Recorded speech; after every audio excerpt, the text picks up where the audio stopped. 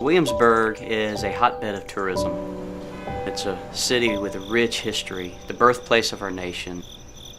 But buried beneath all of that is the soul of the city, the people who make the city happen. People like Frank. You could probably call it bad luck. I ended up having to quit work in order to be a live-in care provider. I was in the wrong place at the right time, and just things escalated and avalanched. The resources to help move someone out of homelessness or to alleviate deep poverty are very, very minimal here in Williamsburg. I didn't have a very good view of the church, and after meeting Fred, he woke me back up to the kingdom of heaven.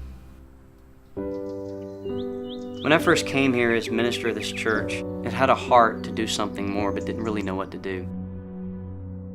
We want to make sure that we are people who understand what it means to be for the last, for the least, for the lost. You could tell that it was honest. It wasn't them trying to put on a show. It was just them being them.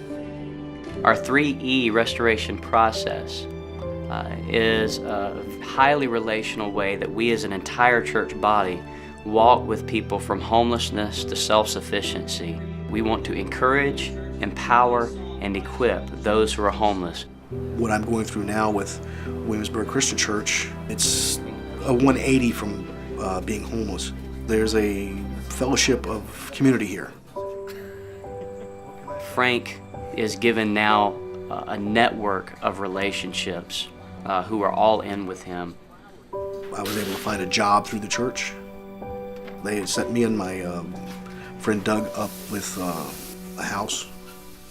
No one deserves to be abandoned, even if it's of their own making, because when we deserved to be abandoned, God came to us and put skin on and walked with us.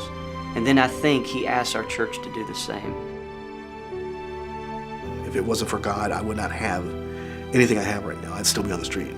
When Frank made a decision to be baptized, it happened around Easter. To be a part of that journey with him and to see him come out of the waters and to see the look in his eyes and to see him hug me, I remember his face as though it was yesterday. It felt different when I came out of the water. Something changed. Frank is a picture of the gospel. Frank really is the gospel with skin on it.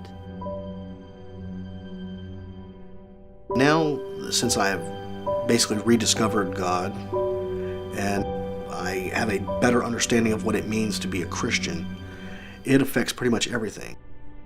It makes you have a whole new outlook. Actually, I'm kind of wondering how I've survived this far without it. I think if you were to ask me what my greatest dream for Frank would be, is that he just simply become a disciple that makes disciples.